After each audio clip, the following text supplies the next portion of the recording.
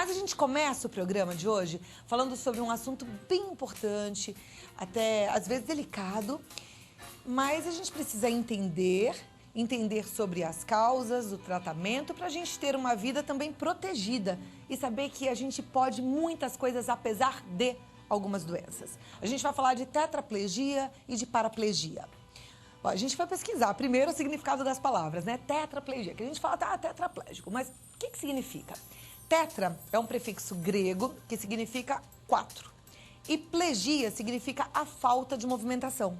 Ou seja, tetraplegia é quando não há movimentos nos 4 membros, braços e pernas. Sendo assim, paraplegia é quando não conseguimos mexer da cintura para baixo. Paraplegia e tetraplegia são normalmente resultados de uma lesão na medula espinhal ou de uma condição médica congênita. Mas a gente vai entender melhor tudo isso e eu recebo aqui, com muita alegria, o Dr. Lafayette Lage, que é ortopedista, traumatologista, especialista em medicina desportiva, professor de medicina da Universidade Uninove. Olha lá, uma simpatia. Tudo bom, Cláudia? O currículo é extenso. Muito obrigada por ter vindo, viu?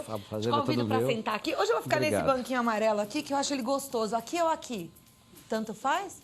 Nesse? Então eu vou ficar aqui pertinho, que assim a gente muda um pouquinho o ambiente, né? Só que eu acho que eu fiquei aqui na frente da coluna. Essa daqui é como se fosse uma réplica da coluna vertebral, do mesmo tamanho da nossa, normalmente? Exatamente, ela está em tamanho natural. Olha, que beleza, né? A gente ter a possibilidade de olhar para entender exatamente o que é a coluna, o que é a medula, o que de repente é uma hérnia. Então, vamos lá. Muito bom. Paraplegia e tetraplegia. Eu disse que normalmente, pelo que a gente pesquisou, vem como resultado de uma lesão na medula, né? Exatamente. Aonde que é essa lesão e como é que isso normalmente acontece? Bom, a lesão, a medula, ela imagina como se fosse um ramal de PABX. Antigamente tinha aqueles PABX com teclas e cheio de fios coloridos. A medula é exatamente aquilo. Ela tem, é um tubo cheio de nervos, né, coloridos. E cada cor é um ramal, né? Então, se a gente olhar aqui é o modelo do nervo ciático, o famoso nervo ciático, que sai daqui. O que acontece? Se eu quero mexer o meu pé, o cérebro manda um estímulo elétrico para o ramal marrom e aí eu mexo o dedo do pé, por exemplo. Né? Então, esse tubo, ele passa por aqui, pelo canal medular. Então, ele vem do cérebro e vai passando por toda a nossa coluna vertebral. Exatamente. É um fio, é um cabo de eletricidade com vários ramais, né? Que você tem aqui os nervos saindo, né? Vários ramais. E dependendo aonde você tem a lesão, daqui para baixo vai interromper. Então, se a lesão for aqui em cima, abaixo de C4, né? A gente chama de vértebras cervicais, nós temos 7 vértebras cervicais, 12 vértebras dorsais, 5 lombares. Se a lesão for abaixo de C4, a pessoa fica tetraplégica. Então, se a lesão for daqui para baixo? De C4. Tá. Mas se pegar abaixo de, vamos dizer assim, T8, T9, ela vai ficar paraplégica. Ela consegue mexer os braços. A pessoa me pergunta, aí se a lesão for a nível de C1, C2, C1 quer dizer primeira vértebra cervical, C1, C2, C2, C3, C3, C4, provavelmente essa pessoa não vai conseguir sobreviver, porque vai paralisar o músculo chamado diafragma, que é o músculo que faz a nossa respiração. É um músculo que tem embaixo dos pulmões, que ele expande o pulmão e fecha o pulmão. Em termos práticos, essa lesão pode acontecer, a parte da onde? Em qualquer nível. Pode acontecer, por exemplo, uma pessoa mergulhou num lugar raso, né? Mergulha e fratura o pescoço. Dependendo aonde ela vai fraturar a coluna, ela vai ter a secção da medula. Né? Por que dizem que a gente... Dizem não, é fato, né? Que a gente não pode tocar num acidentado ou mexer nesse acidentado. Isso. O que é isso? Então, o que acontece? Quando uma pessoa teve um acidente de carro, ninguém mexe. Realmente, não pode mexer porque ela pode estar com uma vértebra fraturada, mas a medula ainda não está comprimida. Se de repente você faz um movimento brusco, né? Você pega a coluna e fala, vamos pegar essa pessoa aqui, então vamos dizer que isso aqui é a coluna. A pessoa está lá deitada no chão. Eu pego, não, vamos pegar ela. Pega ela assim, no momento que você fez esse movimento aqui com a coluna, e se ela tiver uma fratura, esse osso pode vir para trás e aí secciona a medula. Então não estava seccionado, seccionou na hora do socorro. na hora de tirar de dentro de um carro. Por isso que quando para tirar de um carro, eles vão lá, tem que cortar a porta, cortar... Porque você tem que, do jeito que está aquela coluna, ela tem que ser transportada daquele jeito, colocar na maca, amarrar direitinho para levar para o hospital. Jamais fazer um movimento brusco, porque nesse movimento brusco você pode causar uma paraplegia ou uma tetraplegia naquela que você quis ajudar a pessoa, né? Então, isso é importante. Bom a gente saber que não pode mexer, mas também entender o porquê, né? Por causa disso. Eu vou exemplificar de um jeito bem chulo até. Como aqui a gente coloca uns cacos de vidro num lugar que a gente não está vendo. Se mexer ali, pode cortar. Pode né? cortar. Então é mais ou menos isso. O osso fraturou, então pode até ficar pontiagudo, mexeu, pode... porque nesses traumas, né, quer dizer, a pessoa ela caiu, ela foi jogada, a coluna, né, a pessoa rolou na estrada, um motoqueiro, ele cai, ele rola... E não é só a parte óssea, tudo isso aqui, todos esses ossos, eles estão ligados por ligamentos, existe o ligamento interespinhoso, tá cheio, tudo isso aqui tem uma fibrose aqui, são ligamentos que seguram isso, esses ligamentos podem romper também. E toda uma musculatura envolvendo a coluna. Quer dizer, você não sabe o que aconteceu. Então você não pode simplesmente pegar essa pessoa, levar de qualquer jeito, você pode causar uma lesão. Né? Ok. Agora, uma pessoa lesionada, e aí vamos imaginar que o caso dela é uma paraplegia.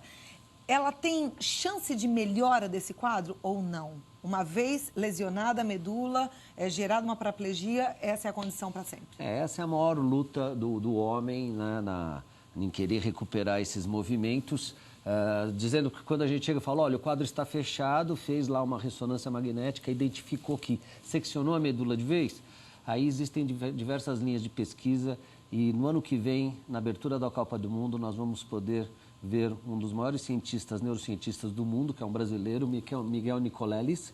Ele promete que ele vai colocar crianças paraplégicas dando o primeiro chute numa bola de futebol. É uma coisa assim, na abertura da Copa do Mundo, isso vai emocionar o mundo, é o desejo dele. Ele é da Universidade de Duke, montou também um laboratório de neurociências em Natal, o Miguel Nicolelis.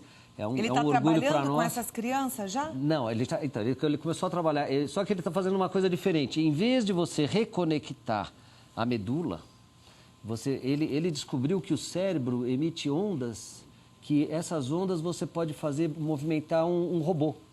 Tá? Então ele tem um projeto chamado Walk Again, que ele tem uma macaca lá, que a macaca ela tinha que mexer num joystick, e cada vez que ela conseguia mexer o movimento com o cérebro, ela ganhava um pouquinho de suco de laranja. Aí depois ele pôs uns eletrodos no cérebro da macaca e isso era conectado num aparelho, num robô, e ele começou a ver os estímulos elétricos do cérebro faziam esse robô se mexer. Então ele está mapeando o cérebro. Então é uma coisa diferente, você não tem medula, você não vai ter comunicação daqui para baixo, mas você vai ter comunicação do cérebro com uma máquina que te faz andar. Fantástico. Que é um aparelho chamado Walk Again. Então essa é uma linha de pesquisas, o paraplégico vai poder andar através de estímulos cerebrais que vão estimular uma máquina, um robô, que você vai andar como se fosse um Robocop, mas anda. Outra linha de pesquisas, que é a Mara Gabrilli, que é a deputada federal, ela é paraplégica, ela é tetraplégica. Conheço a Mara, uma pessoa incrível. É uma pessoa um grande beijo espetacular. A Mara revolucionou São Paulo em questões de acessibilidade. Começou como vereadora, depois deputada federal, revolucionando no Brasil a acessibilidade, agora está na ONU, lá, dando seus conhecimentos. Doutor, eu atualmente ando bastante de bicicleta, né? E a gente não anda de bicicleta pela calçada, mas inevitavelmente, às vezes você pega uma avenida que tem carro, você tem que dar uma escapada para a calçada. É triste ver a condição de muitas das calçadas. E o tempo todo, quando eu pedalo ali, eu penso em alguém que tem que caminhar ali por cadeira de roda. Então, agora, com você, que tem a sua calçada, você é responsável por ela. Pense no próximo, tá? Exatamente. Porque não é brincadeira, não. Não é brincadeira. Um buraquinho, imagina a dificuldade, né? Às vezes é tão complicada a tua calçada que ninguém nem consegue passar por ela. Exatamente. A cadeira não é só as calçadas, né? As construtoras lançam um apartamento e o apartamento, a porta do banheiro é de 70 centímetros. Eles não pensam na acessibilidade. Você já pensou na sua casa, você vai receber, às vezes vai receber alguém, essa pessoa tem cadeira de roda, ela não entra no seu apartamento. Verdade. Você tem que ter uma porta de 80 centímetros. Isso é né? sério Você também. tem que Você tem que ter... As portas dos banheiros têm 70 centímetros, não entra uma cadeira de rodas, né? Isso não sei como não é lei. Mas o que eu estava falando, a Mara Gabrilli, ela ajuda num projeto é uma pesquisadora da USP, a Lígia Pereira, junto com uma indiana, uma neurocientista. Elas fizeram a primeira linhagem de células-troncos, a BR1, que aí já é uma outra linha de pesquisa, você tentar recanalizar a medula. Então, existem pesquisas nesse sentido que você, paraplégico, nós vamos chegar lá, o Christopher Reeve, o super-homem, acabou morrendo, teve um acidente de cavalo, que ele caiu, que fraturou o pescoço. Então, existe essa linha, que é a do Miguel Nicolelis, que é você conectar o cérebro direto a uma máquina, e a outra você reconectar a medula espinhal através de células-tronco, através de cirurgia. E isso, acho que em breve nós vamos estar aqui para ver. Os paraplégicos vão voltar a andar sim. Eu acho que é uma grande esperança e Agora, vai independente de voltar a andar, alguns tratamentos precisam ser feitos depois de uma lesão séria como essa, né? Com certeza, com certeza. A adaptação, a pessoa quando entra num quadro desse, é uma mudança radical da vida, né? A maioria dessas pessoas são vítimas de acidente de trânsito ou por um tiro perdido, uma bala perdida, um assalto. Podem ser também causados por doenças, mas a pessoa tem uma mudança radical. Está pegando uma onda, está pegando jacaré, pum, fratura o pescoço, está paralisado. A mudança de vida é radical. Existem hospitais especializados para isso, a ACD, o Hospital Sara Kubitschek, são hospitais especializados para readaptar, porque essas pessoas, os paraplégicos, por exemplo, eles não sentem nada daqui para baixo. Às vezes as vísceras não funcionam, ele solta urina, solta fezes, ele tem que aprender tudo de novo, né? Por outro lado, assim como uma pessoa que fica cega, por exemplo, ela desenvolve muito audição, o paraplégico, o que ele tem que sobrou, que sente, ou o tetraplégico, o que ele sente, ele fica muito mais aguçado, você desenvolve outros sentidos. Então, muitas pessoas falam, não, essa pessoa não faz nada. Não, são exemplos de superação. É uma coisa impressionante, impressionante. Né? Mas precisa ter um apoio, precisa ter uma equipe tem que ter uma equipe multidisciplinar ali para dar o apoio. Mas eu tive o privilégio de conhecer Fernando Fernandes, daqui a pouquinho a gente vai mostrar para você. Ele é um e é muito bacana o que ele contou para a nossa equipe e como é que hoje ele está e mais feliz, né? Campeão o mundial Thomas, lá no Rio de Janeiro também, campeão. ele disse que ele perdeu a locomoção, mas ele ganhou a vida, que hoje ele é uma pessoa cheia de vida, uma pessoa feliz. Então, a gente vai falar também um pouquinho sobre superação. No próximo bloco, eu te convido para ficar aqui no Troca de Canal, porque você vai gostar. É com a história de uns que a gente aprende um monte de coisas para ter essa vida cada vez melhor, tá? Eu estou conversando com o Dr. Lafayette Lage, o contato é o 0 operadora 11 3256 2000 e é clinicalage.com.br o site. Começa a falar de lesão, né? A gente que já entra naquela fase com dor aqui, dor ali, tem uma lesão. Bicicleta, né? Você Nem falou de fala. bicicleta é perigoso, viu? Infelizmente, assim... Vamos repensar, então, né? Você sabe que é o esporte que mais dá acidente, ciclismo, uma dessas competições, né? Que sai aquele bando de gente lá, Tour de France, não sei o quê. Quando cai um, cai todo mundo. Ali é um dominó, né? Ali, brum, né? Vai todo mundo, né? Mas bicicleta é fogo, bicicleta é algo para repensar mesmo, é saudável, mas é complicado. Mas assim, andando nas ciclovias direitinho, no final de semana, tudo bem, mas o que não dá, o pessoal faz, aí eu não sou contra, eu já fui ciclista, já quase morri atropelado na Avenida Paulista, aí que eu parei de andar no meio dos carros, né, que eu estava indo para o Objetivo, estudava no Objetivo, uma chuva danada, um ônibus veio para me pegar, eu fui me jogar para fora, uma roda foi, a outra não, eu fiquei caído assim, vi aquele monstro passando a um palmo dos meus pés, eu quase fui amputado bilateral. Nunca mais andei de bicicleta no meio dos carros, porque o carro não respeita o ciclista. Então não adianta, sabe? Assim, não adianta. Você tem que ter a ciclovia. Muito bom quando isso funciona, eu vejo tanto acidente, viu, Cláudia? Porque é um negócio, a gente atende tanto acidente, tanta coisa. Quando eu fiz residência no Hospital das Clínicas, eu sozinho amputei 14 pernas de motoqueiro. No R1 de ortopedia, no HC. Vem o que vem de acidente de moto, que o pessoal se acidenta e perde a perna mesmo, sabe? O carro e duas rodas não combinam juntos. Infelizmente, falta a civilidade do ciclista, do ciclista não, do motorista. É uma pena, né? É uma pena, é tão mas gostoso. Mas é pra gente repensar mesmo. Aqui, e também pra gente reivindicar leis, respeito às leis, maior mais punição, do que tudo, né? Tudo. Porque tá isso melhorando, é sério. Tá melhorando. Né? Quem sabe um dia a gente chega como é a Holanda. Então eu tenho duas sobrinhas que moram na Holanda. Ano passado eu estava em Rotterdam e aluguei um carro. Nossa, minha sobrinha, olha o carro aqui. Elas ficam desesperadas e elas andam de bicicleta para tudo lá, mas é outra cultura de motorista, tudo. É tudo diferente. Agora, a gente estava falando um pouquinho de superação. Uma equipe multidisciplinar faz diferença, né? Já que o assunto hoje é lesão na medula e a gente sabe que muitas vezes uma lesão na medula causa uma paraplegia ou uma tetraplegia. Exatamente. E aí superar esse baque precisa de um apoio grande. Né? Total. Que é uma mudança de vida radical, né? Você estava falando, acho que vocês vão mostrar alguma coisa do Fernando. Imagina, um cara que ele era modelo... lutador, jogava futebol, um belo dia saiu do jogo de futebol, teve um acidente, precisa de muito apoio. Precisa de muito apoio, não é brincadeira, principalmente da família, muito amor, né? Muito amor pela vida, porque tem pessoas que desistem, tem pessoas que vão adiante. E fora as consequências, o paraplégico, se ele não é bem cuidado, ele acaba desenvolvendo escara, ele acaba desenvolvendo infecções. O que é esse bem cuidado? Ele precisa do que, por exemplo, para evitar as escaras, por exemplo, as infecções? Você está paralisado daqui para baixo. Você precisa ter um fisioterapeuta que vai mexer a sua perna todos os dias. Tem que mexer, que senão, se você deixar um joelho a 90 graus um mês, ele não estica mais. Então, todo dia tem que ir lá, mexer o tornozelo, mexer o joelho. Quer dizer, ele não consegue contrair, né? Embora exista um tipo de paralisia que chama paraplegia espástica, a pessoa tem contrações involuntárias, mas tem que mexer a articulação, não pode ficar, tem que mudar o decúbito, então na hora, senão você faz escara por pressão, né? Isso acontece demais nos asilos. O que é mudar o decúbito, doutor? Mudar de lado, por exemplo. Você muda de lado, muda para um outro lado. Você não pode ficar deitado em cima aqui da lateral, né? Você tem aqui o trocânter maior do fêmur. Se a pessoa fica deitada direto em cima do trocânter, ela acaba fazendo uma escara. Então, precisa virar para um lado, para o outro. Principalmente nos primeiros dias no hospital, porque essa pessoa fica de cama.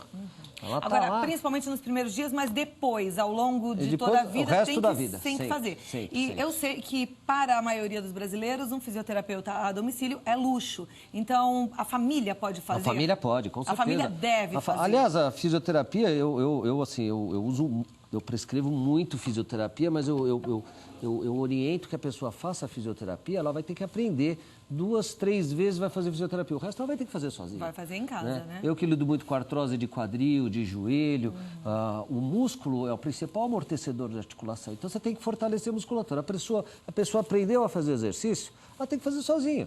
Perfeito. Faz 2, 3 vezes bem feito, o resto você tem que ter na sua atividade do dia a dia, manter seus amortecedores saudáveis para você ter menos dor da artrose, uma coisa que a gente pode falar em outro dia aí, mas... É possível ter qualidade de vida, é possível ter muita alegria, apesar de qualquer condição. Fernando Fernandes e mais um companheiro vai contar pra gente um pouquinho dessa experiência. Pode rodar. Eu lembro que no dia 4 de julho eu estava me preparando, eu acordei de manhã, fui correr 15 quilômetros, aí comi um pouquinho, à tarde eu fui treinar boxe e à noite meu pai ainda me ligou e falou: pô, Nando, vai ter um jogo de futebol. Fui pro jogo, acabou o jogo, eu já estava estafado, o corpo estava muito cansado. E eu lembro que eu fiquei um pouco com o pessoal do clube, na hora de ir para casa, entrei no carro, fui tocando meu carro, de repente... Não sei o que aconteceu. Sei que apagou. Quando eu acordei, eu já estava no hospital. Não tinha consciência do que havia acontecido. Sei que eu olhei para o meu corpo, eu vi que não tinha nada. Não estava machucado. Só que quando eu dei comando para minha perna, a perna não respondia. Eu dava comando, a perna não respondia. Não tinha noção ainda do que estava acontecendo. Veio um turbilhão de sentimento, com medo. Pô, e agora, se eu não voltar a andar? O que eu vou fazer da minha vida? O que eu vou ser? Um cara que é modelo e atleta, totalmente dependente do físico, do corpo.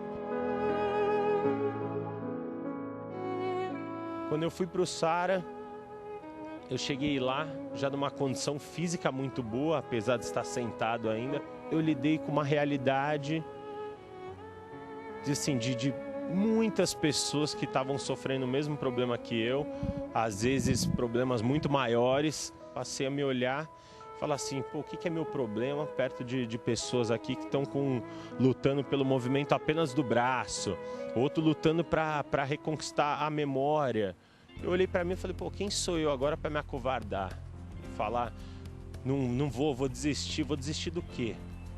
E pelo contrário, eu vi ali que eu poderia ser exemplo para as pessoas. Passei a me condicionar ali fisicamente, passei a inventar exercícios, mas me reabilitei para a vida de uma forma muito grande. E passando a conhecer lá os esportes, eu fiz basquete em cadeira de rodas, tênis de mesa, atletismo. E um dia eu sentei numa canoa, eu lembro que me despertou um negócio assim muito forte, muito... Não sei explicar o quê. Eu sei que me despertou um prazer muito grande e eu vi que eu estava ali em cima daquela canoa, remando tão forte quanto o meu educador físico e com uma liberdade muito grande de ir e vir tanto quanto a dele, né? Que de repente em terra eu perco essa liberdade por estar na cadeira de rodas, na água eu era igual, eu era o mesmo. E ali, não sei, parece que eu tomei um cutucãozinho de Deus falou, ó, meu filho, isso aí é a sua ferramenta de comunicação com o mundo agora. E dali por diante começou a me despertar esse prazer muito grande na canoagem. Comecei a criar interesses, criar novas formas, ir atrás do material ideal. Comecei a me destacar lá mesmo, eu fiz algumas competições no meio de pessoas que não tinham lesão. E aquilo virou realmente a minha ferramenta de comunicação com o mundo e mostrar para as pessoas que dá para você fazer o que você quiser, da forma que você estiver, só que você precisa criar a sua forma, a sua maneira de fazer. E eu passei a criar a minha maneira, porque até então não tinha nenhuma referência, não tinha nenhum cadeirante lesionado medular no Brasil e poucos no mundo que remavam caiaque de competição. E fui para o Mundial em agosto de 2010. Quando eu cheguei no Mundial, eu encontrei uma coisa monstruosa. 10 mil pessoas na arquibancada, todas as potências mundiais, Inglaterra, Espanha, tudo lá. E eu olhei aquilo e falei, nossa, a canoagem aqui é grande. Deu a partida, eu remei. Na hora que eu olhei para o lado, passei a linha de chegada, não tinha ninguém. Olhei para o outro, não tinha ninguém. Me tornei o primeiro campeão mundial da história do Brasil. Primeiro a ganhar uma medalha de ouro em mundiais. De repente ali, eu dei a volta por cima, eu mostrei que estar numa cadeira de rodas não tem nada de frágil. Pelo contrário, eu faço tudo que você faz e eu ainda tenho que ir embora daqui tocando com as mãos, eu tenho que dirigir com as mãos, então eu tenho que fazer praticamente o dobro do que todo mundo faz. Eu vi que a canoagem ali, dali por diante seria o meu objetivo de vida, a minha missão seria através da canoagem, através do esporte. E ainda depois de um mês, a paracanoagem ela era um esporte, não era um esporte paralímpico. Depois de um mês que eu fui campeão mundial, ela se tornou paralímpica. Então isso ainda me gerou a possibilidade de, em 2016, estar competindo no Rio de Janeiro como atleta da seleção brasileira, representando o nosso país. Meu nome é Felipe Pacheco, eu tenho 29 anos, sou cadeirante há quase 4 anos, sofri um acidente automobilístico em Campinas, tive uma lesão cervical, né? Por isso eu sou nomeado como tetraplégico. Não tenho muita movimentação das mãos, mas tronco, braço eu ganhei bastante. Logo quando eu sofri acidente, o Fernando sofreu na mesma época que eu vi umas reportagens e aí eu criei um novo ídolo na minha vida, né? Eu vi que ele falava muito de superação, que o esporte deu uma liberdade para ele e é isso que eu precisava. E aí eu vi um dia atrás dele aqui, ele me deu uma maior força para mim, né, iniciar nesse esporte. E hoje, graças a Deus, eu tô tendo a força dele aí para criar essa superação minha e ter essa liberdade também. Cadeira de roda não é um bicho de 7 cabeças, né? Você pode ir para onde você quiser. Então, você tem que aceitar sua nova era, sua nova vida. Você não pode ficar desanimado, né? Infelizmente acontece, a gente não sabe o porquê. E bola pra frente. O esporte eu tenho certeza que vai te ajudar fisicamente como mentalmente, né? Sua cabeça muda, você quer superar limites, obstáculos. E o esporte, tanto canoagem, basquete, qualquer outro, pode te ajudar nisso daí. Então, não desanima não. Bola pra frente, cabeça erguida e vamos superar os limites que Deus proporcionou pra gente.